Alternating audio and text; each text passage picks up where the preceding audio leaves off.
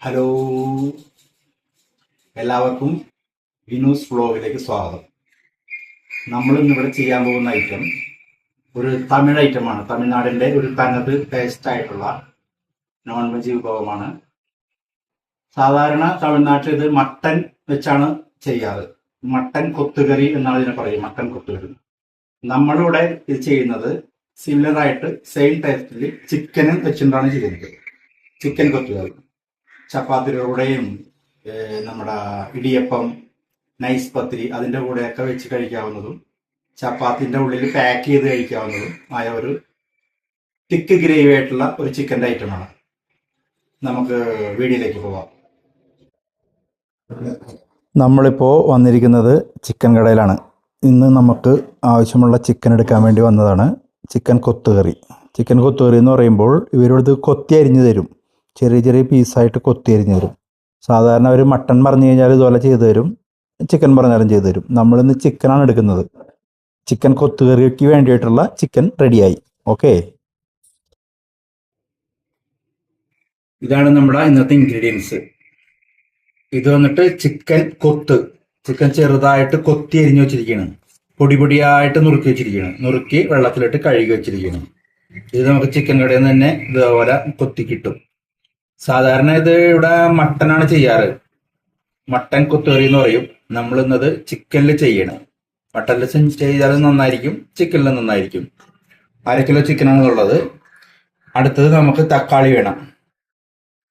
2 തക്കാളി അതേ വലിപ്പത്തിൽ പൊടിയായിട്ട് അരിഞ്ഞത്. അതേപോലെ 2 സവാള അതേ വലിപ്പത്തിൽ പൊടിയായിട്ട് അരിഞ്ഞത്. മസാല നമുക്ക് വേണ്ടത് മഞ്ഞപ്പൊടി, മുളക് പൊടി, മല്ലിപ്പൊടി, ഇത് ഗരം മസാല, ഇത് ജീരകം പൊടിച്ചതാണ്. ഇതിൽ കുറച്ച് ജീരകം വറുത്ത് പൊടിച്ചത് കൂടുതൽ ചേർക്കണം. അതാണ് ഇതിന്റെ ടേസ്റ്റ്. ഓക്കെ,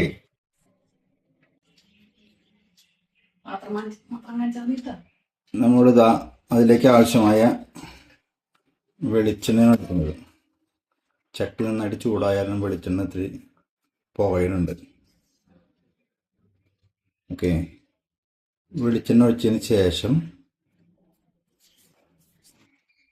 നമ്മൾ അതിലേക്ക് സവാള ഇടുന്നത്. കുറച്ച് അരിഞ്ഞു വെച്ചിരിക്കുന്ന സവാള.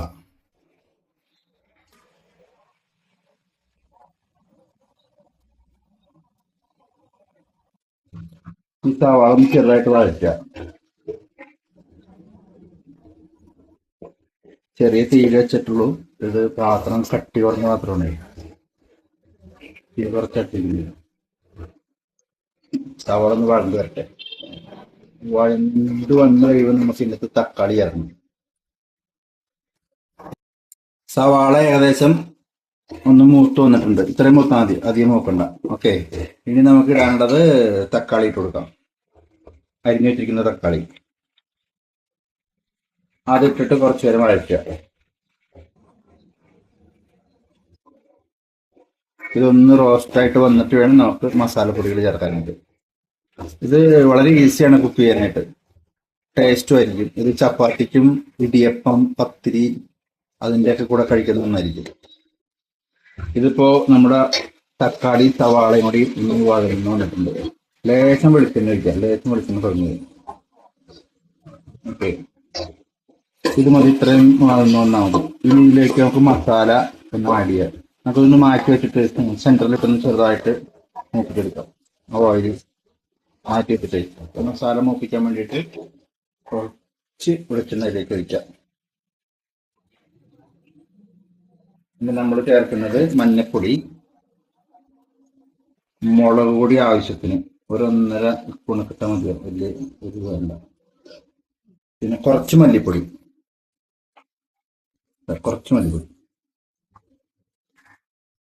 പിന്നെ ഗരം മസാല ഇപ്പൊ ഞാൻ കുറച്ച് ചേർക്കുന്നുള്ളൂ, ലാസ്റ്റ് കുറച്ച് ചേർക്കാം. അതേപോലെ ജീരകം വറുത്ത് പൊടിച്ചത്, ചെറിയ ജീരകം വറുത്ത് പൊടിച്ചത് ഇപ്പൊ കുറച്ച് ചേർക്കുന്നുള്ളൂ, ബാക്കി ലാസ്റ്റാ ചേർക്കട്ടാ. ഇപ്പൊ ഇതിന്റെ കൂടെ കിടന്ന് മൂത്ത് കഴിഞ്ഞാൽ അതിന്റെ ഫ്ലേവറൊക്കെ നഷ്ടപ്പെടും. അതുകൊണ്ട് നമ്മ ഈ മസാല റെഡിയാവാൻ വേണ്ടി മാത്രം കുറച്ച് മൂപ്പിച്ച് ഇതിന്റെ കൂടെ ഇട്ടു. ഇപ്പൊ നമ്മുടെ മസാല ഒന്ന് വെന്തോട്ടെ, ഒന്ന് പിടിച്ച് കഴിഞ്ഞാൽ നമുക്ക് ചിക്കൻ ചേർക്കാൻ വേണ്ടിയിട്ട്.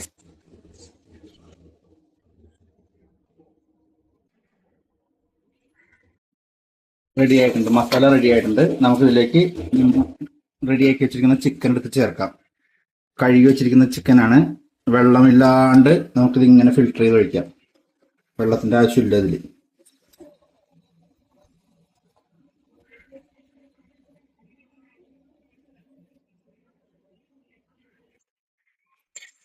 കഴുകി വെച്ചിരിക്കുന്നതാണ്, നമുക്കിങ്ങനെ അരിച്ചെടുത്തിട്ട് ഒഴിച്ചാൽ മതി.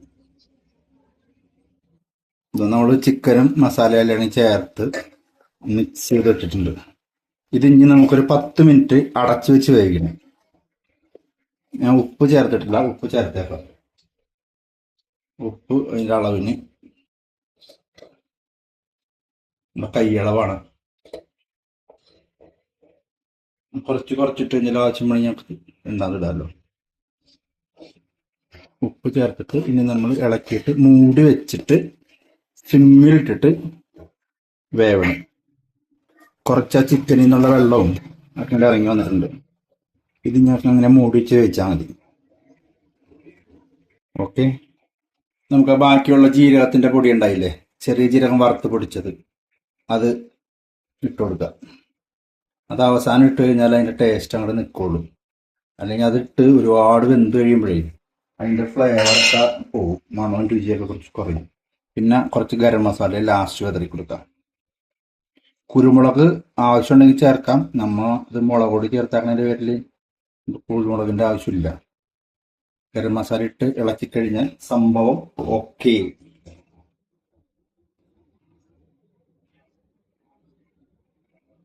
നമ്മളുടെ ചിക്കൻ കൊത്തുകറി തമിഴ്നാട് സ്റ്റൈലിൽ റെഡിയായി. ചിക്കൻ കൊത്തുകറി. ഓക്കെ, എല്ലാവരും ചെയ്തു നോക്കുക, അഭിപ്രായം പറയുക. കുറ്റങ്ങളുണ്ടെങ്കിലും കുറവുകളുണ്ടെങ്കിലും കമൻറ്റ് ബോക്സിലിടുക. ഓക്കെ, സബ്സ്ക്രൈബ് ചെയ്യുക.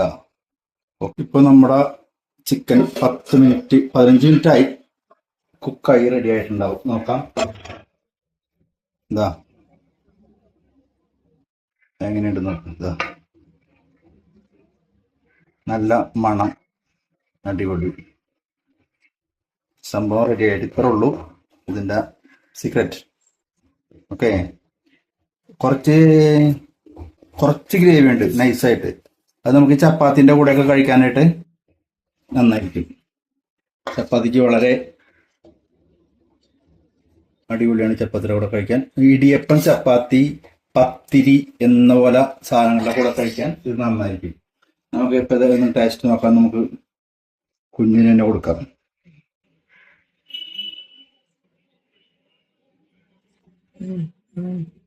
ഇതാ ഇതിൻ്റെ കൂടെ ഒഴിച്ചങ്ങട് എടുക്കുക, ഇങ്ങനെ എടുക്കുക, കഴിക്കുക.